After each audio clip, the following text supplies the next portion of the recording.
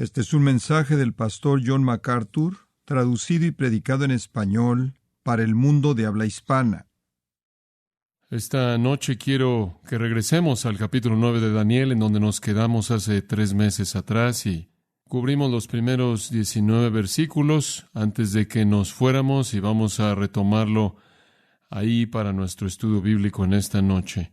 Qué gran semana ha sido para mí en la aventura de este capítulo tremendo. De hecho, esta tarde pasé un par de horas simplemente leyendo otro estudio que trataba de los detalles de la profecía de este texto en particular, simplemente para llenar mi mente con más de las cosas maravillosas que el Espíritu de Dios nos ha dado aquí.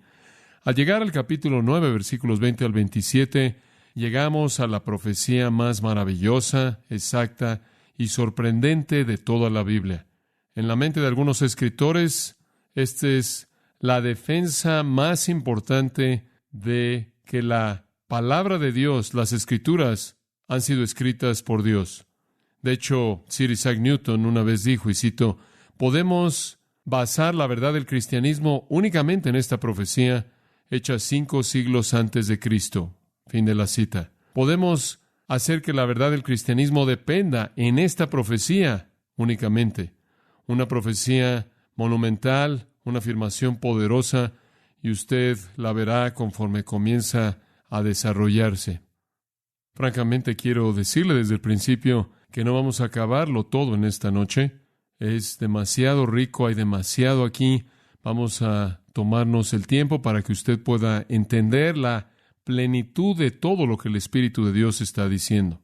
Ahora, permítame recordarle un poco el escenario conforme abordamos el capítulo 9 de Daniel, porque han pasado unos cuantos meses desde que hablamos de esto, y quizás necesite recordar algo de lo que estudiamos. Recordará usted que después del reinado de Salomón, el reino de Israel fue dividido en 2 partes. El reino del norte, conocido como Israel, el reino del sur, conocido como Judá. Israel había sido llevado en una forma de cautiverio y ahí fueron dispersados y realmente nunca regresaron. Entonces Israel, en este tiempo en particular, ya no existe como tal, esto es el reino del norte. El reino del sur de Judá, la mitad del sur del reino dividido, también ha sido llevado en cautiverio, y esto por parte de la nación Babilonia. Hubieron una serie de 3 deportaciones. Nabucodonosor vino en primer lugar alrededor del 605 al 606 y se llevó a los jóvenes de los nobles y los príncipes, entre ellos un hombre joven llamado Daniel y sus 3 amigos, Misael, Ananías y Azarías, quienes llegaron a ser conocidos como Sadrach, Mesach y Abed-nego en términos babilonios. Entonces la nación de Judá, el pueblo de Dios, había sido llevado cautivo en la tierra de Babilonia. Babilonia fue el primer imperio mundial gentil, de los cuales habrían 4, Babilonia, Medo-Persia, Grecia y Roma. Ahora Daniel, quien fue llevado cautivo debido al compromiso sorprendente con Dios que él tuvo y debido a la cualidad maravillosa de su virtud, había llegado a ser el primer ministro de Babilonia. Aunque él fue un judío en el exilio, su virtud lo llevó a alcanzar el lugar más elevado en la tierra, y entonces Daniel, en este tiempo en particular, en el capítulo 9, es el primer ministro.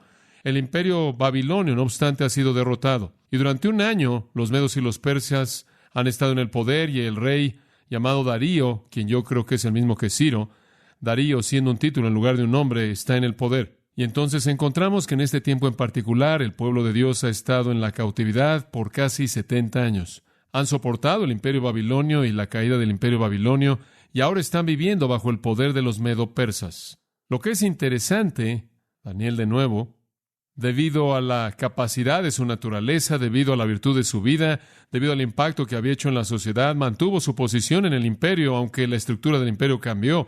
Entonces Daniel todavía es primer ministro en una tierra extranjera.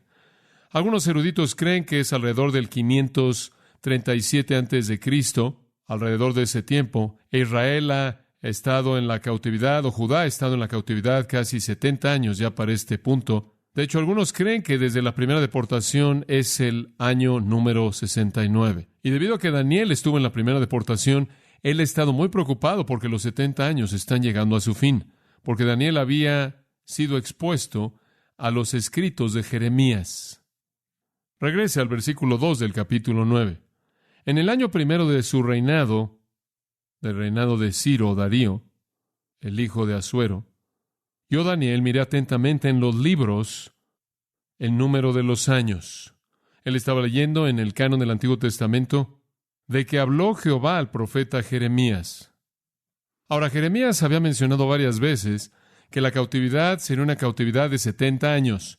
Y entonces Daniel sabía que si Dios comenzaba a contar con la primera deportación, que los 70 años habían casi terminado. Ahora él no sabía si Dios comenzó con la primera deportación o la segunda deportación o la tercera deportación, la cual fue en el 586. Entonces realmente él no sabía específicamente cuándo comenzó y por lo tanto no sabía específicamente cuándo terminaba, pero él sabía que era inminente. Ahora Daniel es demasiado grande como para regresar a la tierra, pero él en su corazón tiene al pueblo de Dios. Estoy seguro de que él sabía que él no regresaría, pero su corazón anhelaba ver que el pueblo regresara. Durante 70 años su nación había estado en ruinas. Durante 70 años habían sido desposeídos. Y lo peor de todo, habían estado bajo dominio gentil. Y entonces Daniel en el capítulo 9 comienza a orar. Y él está pidiéndole a Dios que lleve la cautividad a un fin. Él quiere que el pueblo sea llevado de regreso a la tierra. Ahora, en respuesta a su oración, Dios le da una profecía monumental. Y eso es lo que ocurre de los versículos 20 al 27. Su oración es del versículo 3 al 19. Ahora, mantenga en mente que esta no es la primera gran profecía dada a Daniel. Daniel recibió otras afirmaciones sorprendentes por parte de Dios. Usted recordará que las primeras dos grandes profecías que Daniel recibió estuvieron en el capítulo 2 y en el capítulo 7. Y ambas trataron con los imperios mundiales gentiles. El capítulo 2 le dio a Daniel un panorama amplio de la historia mundial gentil, los 4 grandes imperios que serían sucedidos por un imperio final grande, un quinto, el cual sería el reino del Dios Altísimo y de su Hijo, el Señor Jesucristo. Después, en el capítulo 7, Dios le dio esa misma visión en otro formato y añadió el elemento entero del anticristo y cómo el gobierno mundial, en su forma final, de la fase final del poder gentil mundial terminaría. Entonces, las visiones de Daniel hasta este punto han estado relacionadas primordialmente con las potencias mundiales gentiles. Pero desde el capítulo 7, versículo 28 en adelante, el enfoque se vuelve de los gentiles y se concentra en los judíos, Israel, el pueblo de Dios. Y el capítulo 9 nos da esta gran profecía del pueblo de Dios. Si usted ve el versículo 24, le dará una pista. 70 semanas están determinadas sobre tu pueblo y sobre tu santa ciudad. Y esa es una afirmación del contenido básico de esta profecía, que se relaciona con Israel o Judá, si usted lo está viendo desde el punto de vista del reino del sur. Conforme el capítulo 9 abre, el pueblo todavía está en la opresión, están bajo un gobierno extranjero, su tierra está en manos paganas, su ciudad santa está en ruinas, su templo está en ruinas y están listos para regresar. Y Daniel sabe que el tiempo se acerca y entonces ora. Ahora, conforme esto se abre para nosotros, de los versículos 20 al 27, quiero que vea 3 características y 3 personajes principales. Número 1, las circunstancias de Daniel. Número 2, la venida de Gabriel. Y número 3, la comunicación de Dios. 3 características, 3 personajes principales. Las circunstancias de Daniel, la venida de Gabriel y la comunicación de Dios. Veamos en primer lugar las circunstancias de Daniel en el versículo 20. Y por cierto, lo encontramos en circunstancias muy familiares. Aún estaba hablando y, ¿qué? Orando. Si en algún punto hubo un hombre en la Biblia que estuvo asociado con la oración, es Daniel, ¿no es cierto? De hecho, él estaba tan comprometido con la oración que lo llevó a un foso de leones. Daniel fue un hombre de oración. Daniel estaba orando. Si usted regresa al versículo 3 del capítulo 9, usted encontrará el comienzo de su oración. Y volví mi rostro a Dios el Señor, buscándole en oración y ruego, en ayuno, cilicio y ceniza. Y oré a Jehová mi Dios. Este es un hombre que toma en serio su oración. Esto no es caprichoso. Esta no es una emoción pasajera. Este es un hombre que está determinado en orar con gran compromiso. Daniel fue un hombre de oración. De hecho, fue en el capítulo 6, usted recordará, que este gran compromiso con la oración fue la trampa que usaron para arrojarlo a los leones. Pero él nunca titubeó. Si usted regresa al capítulo 6, versículos 10 y 11, usted encuentra que no importó cuál fue el decreto del rey, Daniel iba a orar sin importar lo que pasara, y Dios lo sostuvo debido a su fidelidad. Él vio hacia Jerusalén como era su costumbre y oró 3 veces cada día, porque así es como él había sido preparado y estaba comprometido con hacer eso, y entonces lo encontramos en una circunstancia común. Ahora observe de nuevo el versículo 20 y usted encontrará ahí 4 verbos que son importantes. Aún estaba hablando, llorando y confesando mi pecado y el pecado de mi pueblo Israel, y derramaba mi ruego delante de Jehová mi Dios por el monte santo de mi Dios. 4 verbos: hablando, orando, haciendo confesión y rogando. Simplemente 4 maneras de hablar acerca de su oración. 4 elementos, 4 ingredientes, 4 facetas. Y creo que, en cierta manera, están ahí para resumir en cierta manera los versículos 3 al 19. Esos 4 verbos, por cierto, se repiten en algún lugar en la oración en los versículos 3 al 19. Y entonces, esta es la manera en la que el Espíritu Santo está diciendo. Ahora, mientras que Daniel estaba orando esa oración y el Espíritu Santo simplemente escoge 4 verbos seleccionados de el contenido de la oración para resumirla. Mientras que Daniel estaba en medio de la oración, en otras palabras, la idea es que antes de que la oración hubiera terminado, mientras que todavía estaba orando, Dios comenzó a moverse. Ahora, podríamos decir mucho acerca de Daniel, pero creo que quizás lo más grande acerca de Daniel está al final del versículo 20 en términos del enfoque de su oración. Hay muchas cosas en las que usted se podría enfocar en la oración. Daniel tuvo el enfoque correcto. La mayoría de la gente tiene el equivocado.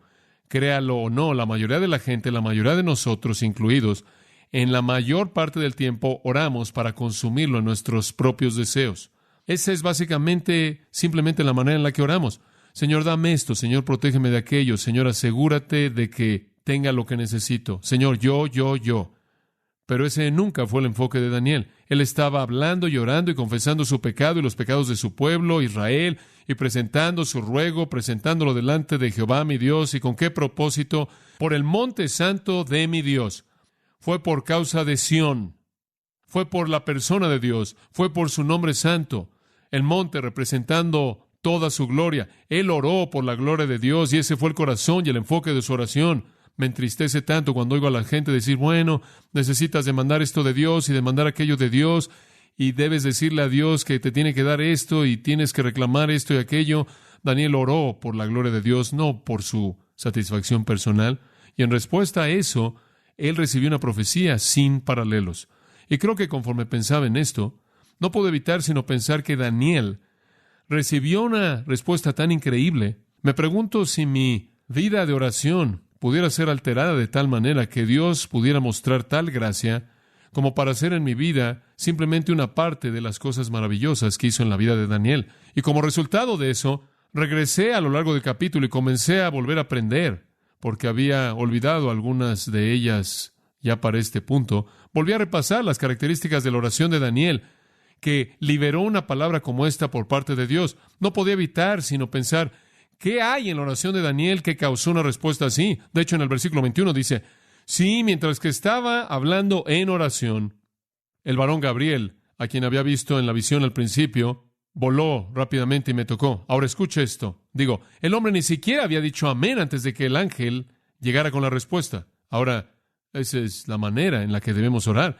Y cuando la respuesta llegó, fue una respuesta más maravillosa de lo que jamás alguien se podría haber imaginado. ¿Cómo es que alguien puede orar para recibir una respuesta divina como esta? ¿Cómo es que alguien puede orar como para ser tan bendecido? Entonces regresé a lo largo del capítulo y lo haré únicamente brevemente para usted. ¿Qué estuvo bien en la oración de Daniel? ¿Qué lo hizo una oración que fuera respondida de esta manera? ¿Qué había en esta oración que tocara a Dios de esta manera? Porque parece que a veces cuando oramos y no tenemos el sentido del toque de Dios, ¿qué hubo ahí? Recuerde, si es tan amable, en primer lugar, él oró en respuesta a la palabra de Dios. Él oró en respuesta a la palabra de Dios. Su oración nació de la experiencia de la palabra. Ese es el versículo 2. Entendí por los libros el número de los años. Estaba leyendo Jeremías y volví mi rostro al Señor. En otras palabras, los parámetros de sus oraciones fueron establecidos por la palabra de Dios. Él oró dentro del marco de la revelación de Dios. Él probablemente leyó Jeremías 25:11, Jeremías 25:12, Jeremías 29:10, porque todos esos versículos hablan de los 70 años.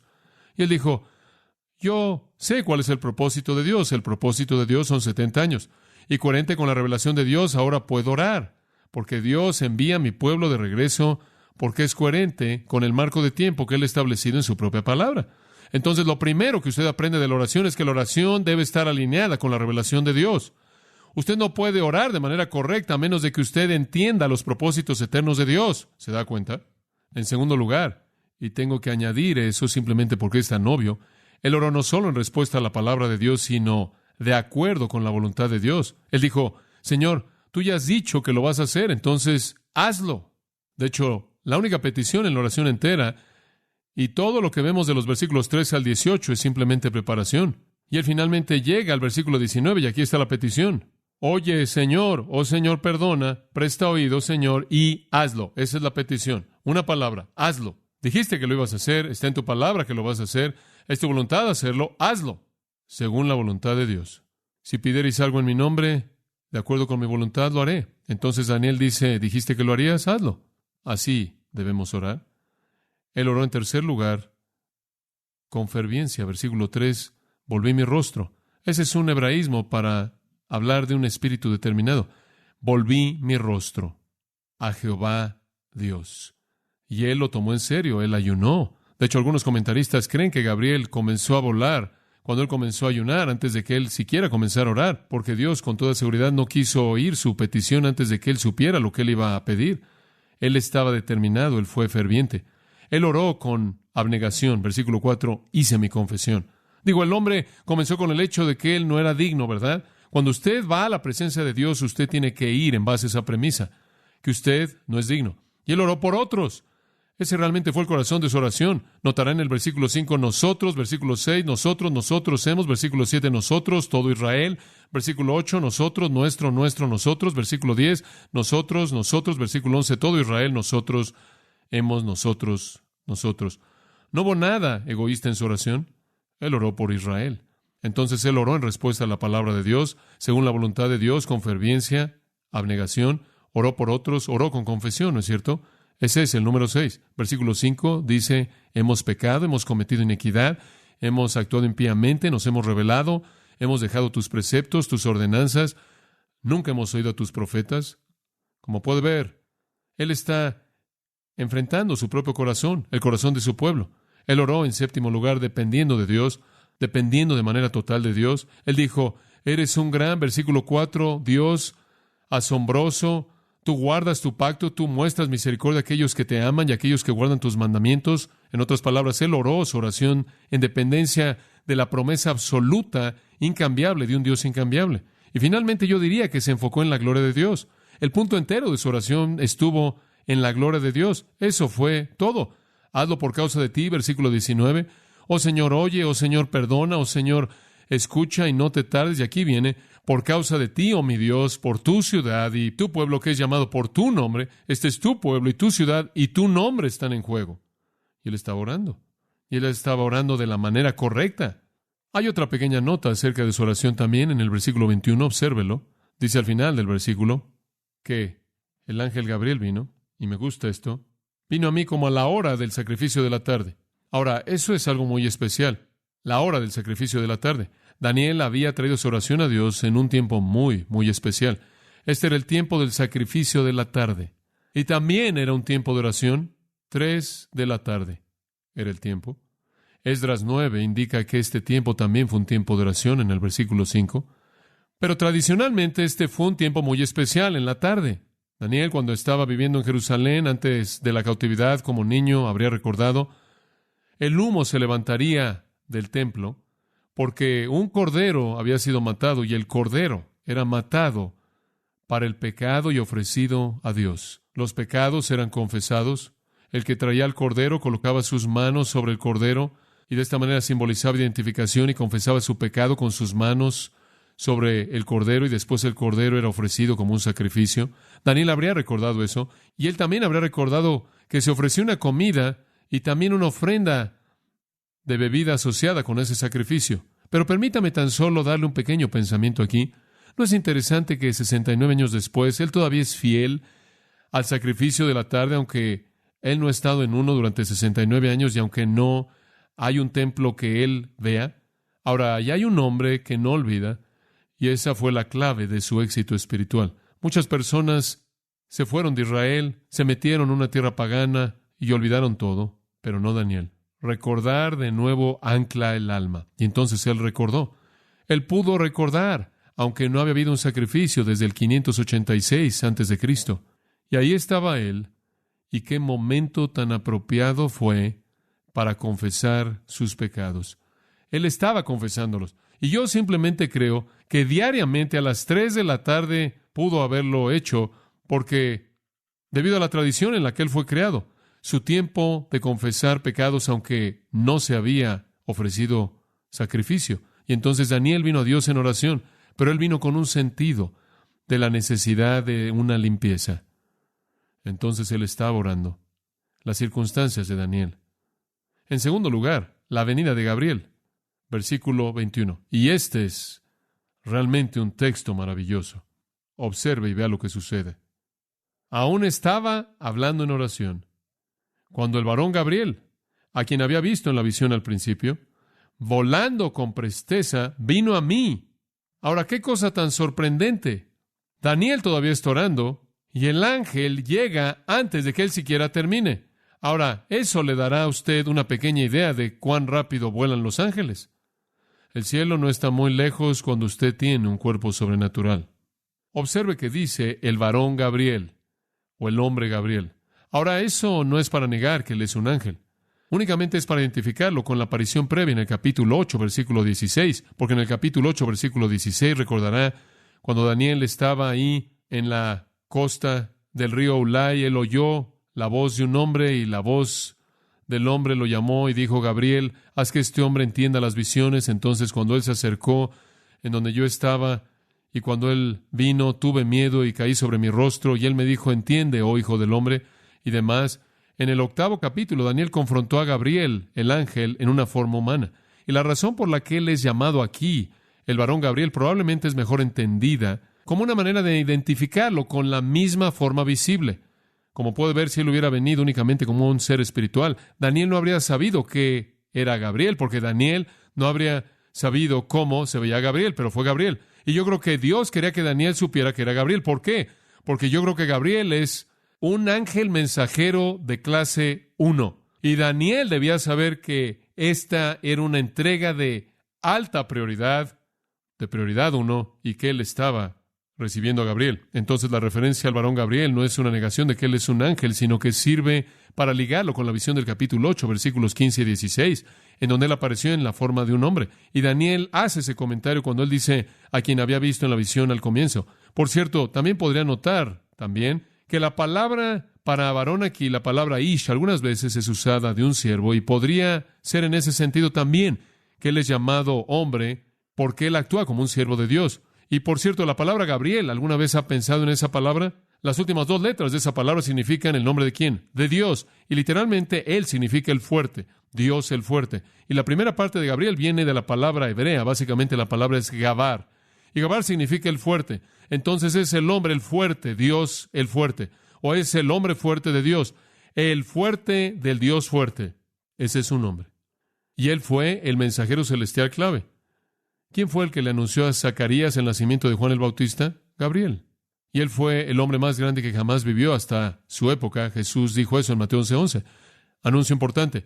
¿Quién fue el que le anunció a María el nacimiento de Jesucristo en Lucas 1:26? Gabriel. Ahora esta es una función repetida de los ángeles santos en las Escrituras.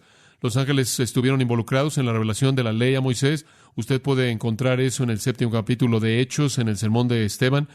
Él dice que los ángeles entregaron la ley a Moisés. Zacarías dice que hubo un ángel que me habló e interpretó las visiones de Dios. Gran parte del libro de Daniel, gran parte del libro de Apocalipsis vino a través de ángeles. Los ángeles fueron usados como mensajeros de Dios. Ahora de regreso al versículo 21. Este ángel voló rápidamente. Tan rápido que llegó ahí antes de que Daniel terminara de orar. Y por cierto, simplemente mantenga esto en mente. Los ángeles literalmente no son omnipresentes, entonces tienen que ir de algún lugar a otro lugar, ¿verdad? Entonces es cuestión de velocidad. Es correcto, es cuestión de velocidad. De hecho, encontramos también en Daniel, ¿no es cierto?, que Dios había despachado a un ángel para entregarle una palabra a Daniel, y el ángel se detuvo en el espacio por algunos demonios, y el Señor tuvo que enviar a Miguel para liberarlo, para que pudiera terminar el viaje. Entonces los ángeles van de algún lugar a otro lugar. Y este fue rápido. Por cierto, el único otro ángel nombrado en la Biblia es Miguel. El otro único ángel bueno es Miguel, y él es un superángel, el ángel campeón, el líder de las fuerzas celestiales. El único otro ángel que es mencionado es Lucifer. Pero observe al final del versículo 21, dice que me tocó, en el hebreo. Él estaba tan concentrado en la oración que creo que indica algo de la postura de la oración. Daniel estaba involucrado de manera tan intensa en la oración, sin duda alguna sus ojos estaban cerrados, su cabeza estaba inclinada, y el ángel tuvo que tocarlo para despertarlo, para que estuviera alerta a su presencia. Después, versículo 22, y me hizo entender y habló conmigo diciendo, Daniel, ahora he salido para darte sabiduría y entendimiento. Y Gabriel le habla acerca de su misión. Ahora, la oración de Daniel no fue para entendimiento, y la oración de Daniel no fue para capacidad. Y realmente esas dos palabras significan prácticamente lo mismo. Es muy difícil distinguir entre las dos. Pero Daniel no estaba pidiendo algo para sí mismo. Daniel no estaba pidiendo entendimiento para el futuro. Daniel no era algún tipo de amante de la profecía. Oh, Señor, simplemente muéstrame lo que va a pasar. ¿Se da cuenta? Digo, lo que le preocupaba a Daniel era el propósito y el plan de Dios, no la fascinación del futuro. Pero el ángel dijo, quiero informarte, he venido, oh Daniel, para darte sabiduría y entendimiento. El Señor quería asegurarle a Daniel de su propósito inalterable de cumplir todas sus promesas, y quería asegurar a Daniel de manera plena para que no hubiera duda alguna en su mente. Versículo 23. Al principio de tus ruegos, cuando comenzaste este proceso de oración, y esta es la razón por la que algunos comentaristas creen que fue cuando él comenzó a ayunar, porque ese fue el comienzo real de la oración, inclusive antes de que él hubiera pronunciado la oración. Pero al principio, cuando fuera que fue al principio del día, fue dada la orden. ¿De dónde cree que fue dada? Vino de Dios. Todos los mandamientos de los ángeles vienen de Dios. Y yo he venido para enseñártela. Ahora escucha esto. Porque tú eres muy amado. ¿No es eso tremendo? Es un pensamiento tremendo. Apenas cuando comenzaste a orar, el mandamiento vino. Envíale una respuesta y llévala de primera mano. Y quiero que Gabriel se la entregue en persona. Ahora, ¿cómo es posible que usted llegue a tener acceso a ese tipo de recurso divino? Creo que tiene que ver con la virtud de su oración y la calidad de su vida. Fue dada la orden. Y por cierto, la orden está en los versículos 24 al 27, como lo veremos. Gabriel fue el agente divino. ¿Por qué? ¿Por qué es que Dios respondió a su oración? No solo porque él oró como él debió haber orado, sino porque él fue lo que debió haber sido. ¿Lo ven en el versículo 23? Porque tú eres muy amado. Oh, ¿qué pensamiento es ese? ¿Qué pensamiento es ese? Creo que un buen paralelo, acabo realmente de pensar en esto en este momento, está en el libro de Judas. Hay un título maravilloso en el versículo 20 de Judas. No necesita pasar ahí, simplemente escúchelo. Dice esto, mas vosotros, amados, edificando vuestra santísima fe, orando en el Espíritu Santo, guardaos en el amor de Dios. ¿Y qué quieres decir? Guardaos, manténganse en el amor de Dios. Hombre, inicialmente esa es una afirmación aterradora, ¿no es cierto? ¿Qué tengo que hacer para mantenerme en el amor de Dios? ¿Qué está diciendo él? ¿Está él diciendo que puedo estar fuera del amor de Dios? Bueno, no en el sentido definitivo, pero creo que la manera de percibir eso es esta.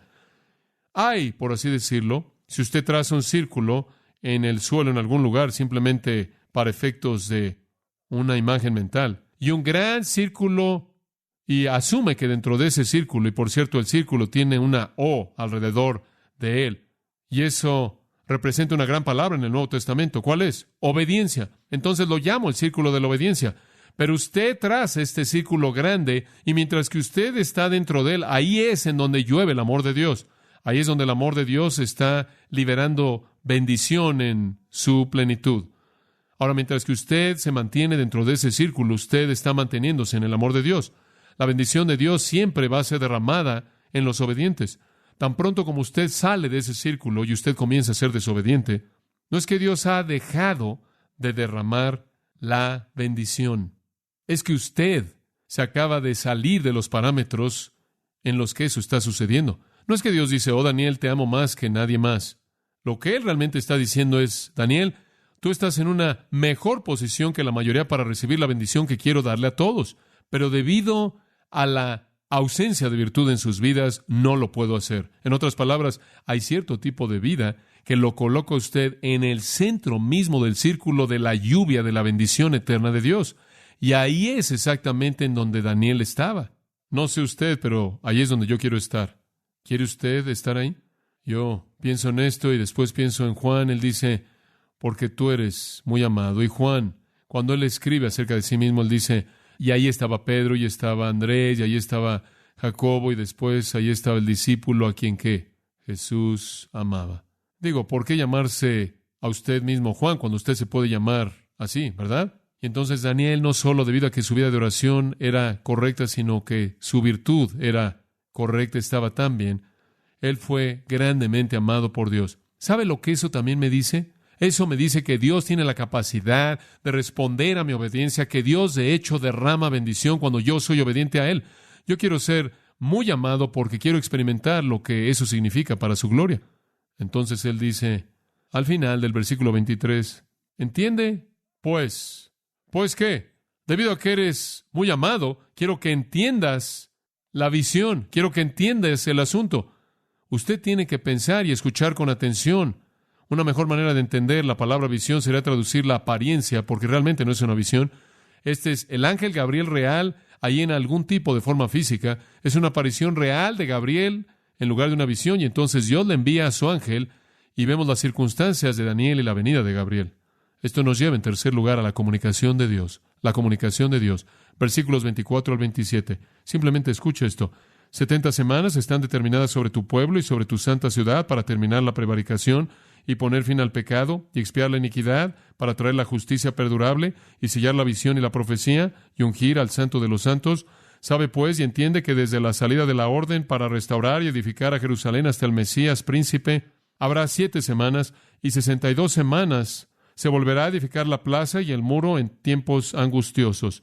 Y después de las 62 semanas se quitará la vida al Mesías, mas no por sí, y el pueblo de un príncipe que ha de venir destruirá la ciudad y el santuario, y su fin será con inundación, y hasta el fin de la guerra durarán las devastaciones, y por otra semana confirmaré el pacto con muchos.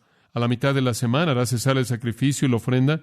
Después, con la muchedumbre de las abominaciones vendrá el desolador, hasta que venga la consumación y lo que está determinado se derrame sobre el desolador. Ahora usted sabe por qué el ángel le dijo que escuchara con atención. Usted ha leído eso muchas veces y probablemente no entiende todo lo que acabo de leer. Esa es una afirmación muy compleja, muy compleja. Sin embargo, sorprendentemente precisa. Permítame ver si puedo darle un pequeño resumen para que pueda tener una idea de lo que dice. En primer lugar, la profecía entera tiene que ver con el pueblo de Dios y la ciudad de Daniel. Esto es la nación de Israel y la ciudad de Jerusalén. En segundo lugar, hay 2 príncipes diferentes mencionados. Está Mesías, el príncipe, en el versículo 25, y está el príncipe que vendrá en el versículo 26. Uno es Cristo y uno es el anticristo. En tercer lugar, el periodo entero de tiempo involucrado es exactamente especificado como 70 semanas, versículo 24, y 70 semanas son divididas en 3 secciones. La primera sección son 7 semanas, la siguiente son 62 semanas, y la última es 1 semana. Entonces usted tiene 3 segmentos. El periodo de tiempo entero comienza, según el versículo 25, con la salida del mandato a restaurar y reedificar Jerusalén. El fin de todo, en el versículo 25, es cuando el Mesías, el príncipe, viene. Ahora eso es simplemente un panorama general, y lo veremos conforme avanzamos a lo largo de este texto. Observa el versículo 24, y no lo vamos a terminar. De hecho, quizás no lleguemos tan lejos como pensaba llegar esta noche, pero vamos a entrar al versículo 24 por un momento. 70 semanas están determinadas sobre tu pueblo. Ahora quiero que observe la palabra determinadas. Esta es una indicación divina. Esto nos dice que Dios tiene un plan, que Dios diseña el curso de la historia, que Dios ha predeterminado lo que está pasando. Es la suposición de un plan de Dios. De hecho, la palabra hebrea para determinadas es una palabra fascinante. Literalmente significa cortar algo. Y la idea es que en toda la historia humana, en todo el flujo de la historia humana, Dios ha cortado un segmento de tiempo y lo ha sacado para sus propios propósitos con su propio pueblo. Él ha tomado un periodo llamado 70 semanas y lo ha cortado del resto de la historia. Y es un periodo dirigido a cumplir la liberación de Israel. Observe de nuevo en el versículo 24 que es tu pueblo y tu ciudad santa. Daniel había orado en su oración por el pueblo, él había orado por la ciudad, y la respuesta vino relacionada a ambos. Ahora, ¿cuál es el propósito de esta profecía? Hay 6 propósitos dados en el versículo 24. Simplemente son sorprendentes. En primer lugar, las 70 semanas son cortadas de la historia para que Dios lleve a cabo su obra con tu pueblo y tu ciudad para cumplir estos 6 objetivos. 3 son negativos, escuche, y 3 positivos. Número 1, terminar la transgresión. Literalmente significa restaurar, refrenar firmemente la transgresión. En el mundo en el que vivimos en la actualidad, el pecado tiene la libertad de expresarse a sí mismo. Pero viene un día cuando ese no será el caso. Viene un día cuando cada vez que el pecado levanta su cabeza, será aplastado con una vara de hierro. Será refrenado de manera firme y la libertad del pecado de expresarse a sí mismo se acabará. Toda apostasía se acabará, toda maldad estará bajo el control divino. Y esta parece ser una palabra, esto es la palabra transgresión, que tiene referencia a una perspectiva general del pecado. Ahora observe el segundo propósito. No solo terminar o refrenar firmemente la transgresión, sino llevar a su fin los pecados, plural. No solo el pecado en su totalidad va a ser enfrentado, o en general, sino pecados de manera específica van a ser enfrentados también. Ahora hay mucho debate acerca de lo que el verbo significa terminar. Algunos creen que significa sellar, y cada vez que la raíz de la palabra sellar es usada, habla de juicio divino en la Biblia. Siempre asumen la idea de juicio, pero la idea es que no solo Dios va a enfrentar el pecado en su totalidad, sino que Dios va a enfrentar con pecados específicos también. En otras palabras, hay un periodo de 70 semanas en la historia, al final del cual Dios va a acabar con el pecado. Ahora, hay un tono de fin en ese pensamiento. Finalmente, la tercera afirmación negativa: terminar la transgresión, terminar con los pecados y hacer reconciliación para la iniquidad. Hacer reconciliación para la iniquidad. El verbo escafar significa simplemente cubrir la iniquidad, cubrir el pecado. Y literalmente en el hebreo es expiar. Es la palabra hebrea normal para expiación. ¿Ahora entendió eso? Ahora observe. Viene un tiempo cuando Dios va a enfrentar el pecado en general. Va a enfrentar los pecados de manera específica. Y Él va a enfrentarlo al traer una expiación para esos pecados. Resumiendo estos 3, todos se refieren a deshacerse del pecado. Y esa fue una palabra bienvenida por Daniel, porque fue pecado lo que había llevado a Israel a la cautividad. La primera trata con la idea del pecado en general. La segunda, el pecado en específico. Y la tercera dice cómo: por expiación. Y realmente creo que lo que Daniel ve, pero no ve, de lo que el Espíritu de Dios habla aquí, tiene que ser la venida de Jesucristo y su obra en la cruz. Fue en la cruz que el pecado en general fue enfrentado, ¿verdad? Aunque la aplicación plena de eso espera su segunda venida. Fue en la cruz que los pecados de manera específica fueron enfrentados conforme Él los llevó en su propio cuerpo. Fue en la cruz que la expiación se llevó a cabo. Y entonces veo en esos primeros 3 propósitos de las 70 semanas un retrato de la cruz y su provisión maravillosa y sorprendente para el pecado.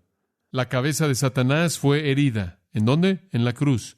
Aunque la sentencia final no ha sucedido aún. Todo nuestro pecado fue pagado, ¿verdad? Todos nuestros pecados fueron cubiertos.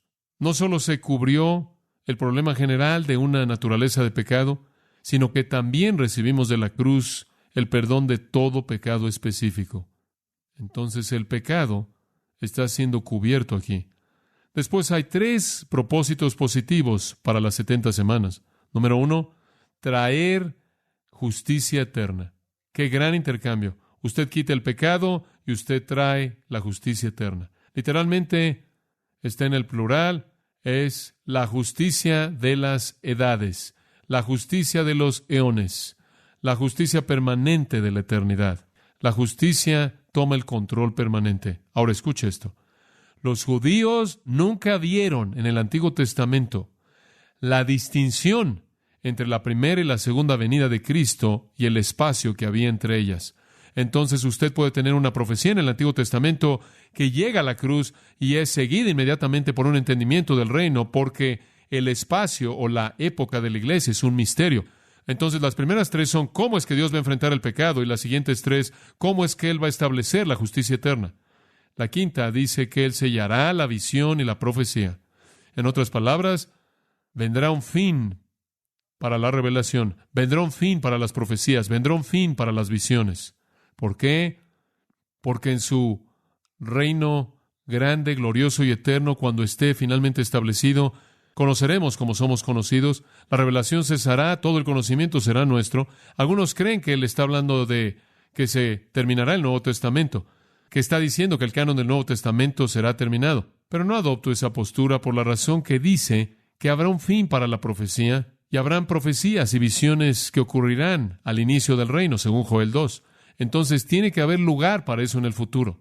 Entonces veo esto como la consumación final.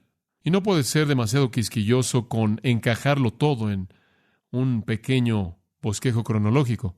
Lo que el profeta está diciendo es que viene un tiempo cuando el Mesías vendrá, y el Mesías terminará con el pecado, y el Mesías traerá el reino de justicia eterna, y no habrá necesidad de que nosotros estemos recibiendo pequeñas revelaciones especiales, porque todo nos será descubierto. Todo. Y creo que Él ve, especialmente en un contexto judío, la glorificación de los santos judíos en el reino. Finalmente, esta es una buena palabra al final del versículo 24. Y vamos a parar con esto.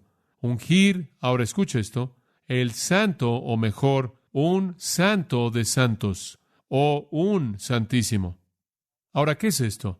La mejor traducción, amados, es un santo de santos. Y lo que está diciendo es simple. La frase santo de santos se refiere o al lugar santísimo en el tabernáculo o al lugar santísimo en el templo. Y yo creo que lo que está diciendo es que al final, con la justicia eterna y con conocimiento completo, conoceremos como somos conocidos. También se establecerá un templo en el reino. Y lo único que tiene que hacer es leer Ezequiel 40 al 48 para encontrar esa confirmación. Este es el templo restaurado del reino milenario. Entonces usted entiende el panorama, ¿verdad? Resumiéndolo, usted tiene una profecía aquí. Y si esto no abre su apetito para la semana próxima, no sé cómo hacerlo. Usted tiene una profecía aquí que se estira desde el día de Daniel hasta el tiempo cuando el Mesías viene, cuando Él acabe con el pecado y los pecados y Él expía, y Él establece un reino de justicia eterna, y Él termina con las visiones y las profecías. Un pensamiento maravilloso. Y Él construye un templo milenario magnífico e incomparable.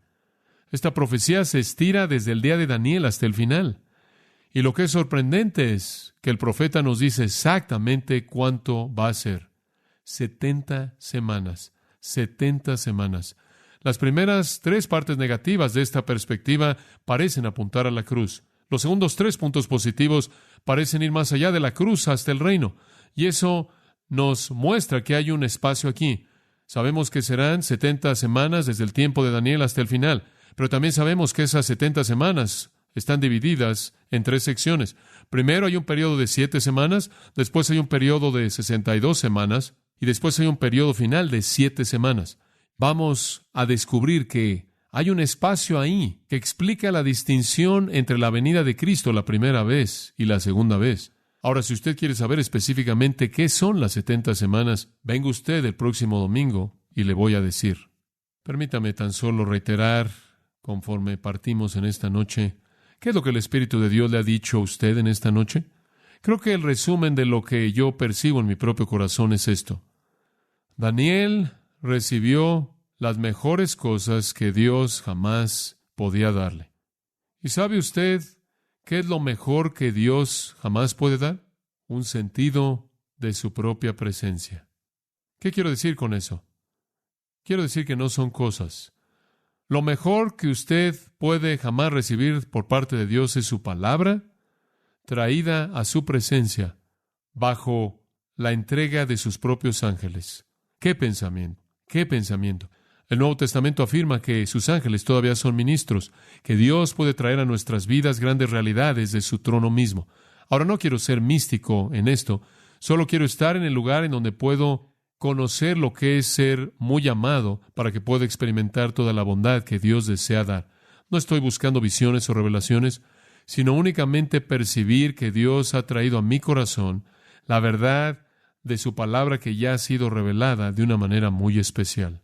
Quizás usted no entiende lo que estoy diciendo. Lo puedo decir de otra manera. Lo que más temo es sequía en mi vida espiritual. Y anhelo vivir de tal manera que cada vez que abro la palabra de Dios es como si Dios me tocara con su propia mano. Está tan viva para mí. Y entonces, en las palabras de Judas, yo diría, manténgase en el amor de Dios. Sepa usted lo que es ser grandemente amado por Dios, porque usted está dentro del círculo de la obediencia. Y eso es cuestión realmente de su propia virtud, la virtud de su vida. Y cuando usted cae de rodillas a orar, usted recibirá de la mano de Dios cosas mucho mayores de lo que jamás soñó. Bueno, es muy frustrante no poder terminar esto porque estoy tan emocionado. Por esto, voy a estar dejando que gotee este sermón de mí a lo largo de la semana. Lo puedo sentir que viene. Padre, gracias por nuestra comunión en esta noche. Estamos tan agradecidos simplemente por la emoción de tu palabra. Es maravilloso estar juntos en esta noche para disfrutar este gran texto y simplemente comenzar a rascar su superficie. Percibimos que eres tan real, que tú oyes nuestras oraciones y tú mueves a tus ángeles en respuesta. ¡Cuán maravilloso! ¡Cuán maravilloso saber que realmente estás involucrado! Que realmente respondes como hemos visto en el caso de Daniel. Oh Dios, que seamos tan amados, que recibamos una palabra como esta de ti, que haya tal frescura cuando abrimos sus páginas, que conozcamos el derramamiento de tu bendición. Padre, oramos en esta noche por toda persona que está aquí. Pedimos tu atención especial a toda necesidad. Hay muchas de estas queridas personas que tienen cargas. Ayúdales a orar correctamente. Ayúdales a que su vida esté alineada con tus principios y que oren de la manera en la que nos has enseñado a orar para que ellos conozcan la plenitud de tus respuestas. Padre, por aquellos que quizás estén con nosotros en esta noche, que nunca han entregado su vida a Cristo, oramos que esta sea la noche en la que lo hagan. Haz eso, abre sus corazones. Señor, simplemente queremos agradecerte por esta comunión tan buena. Te damos gracias por el testimonio de toda vida aquí, que te conoce y te ama. Que esta sea una semana de bendición especial por causa de tu nombre sobre todas las cosas. Oramos. Amén. Usted ha escuchado a John MacArthur, maestro bíblico de gracia a vosotros. Para más información y acceso gratuito a todos los mensajes de John, así como una lista de libros incluyendo la Biblia de estudio, visite la página web en gracia.org. Gracia a vosotros y el pastor John MacArthur se reservan toda protección y derecho de autor bajo la ley que esté vigente. La información de derecho de autor está disponible en gracia.org, que incluye instrucciones para limitar la duplicación de este archivo digital. Gracia a vosotros es una organización sin fines de lucro dedicada a desarrollar recursos desde las enseñanzas del pastor John MacArthur, las cuales ofrecen la verdad de las Escrituras. Por otra parte, su apoyo en oración y sus donaciones al ministerio nos ayudan a lograr este propósito para equipar a miles de personas de habla hispana. Si desea hacer una donación o ofrenda, puede hacerlo utilizando su tarjeta Visa, Mastercard, Discovery o American Express, ingresando a gracia.org, y si vive en Estados Unidos o Puerto Rico, también puede llamarnos al 1-866-5-GRACIA, esto es, 1-866-547-2224.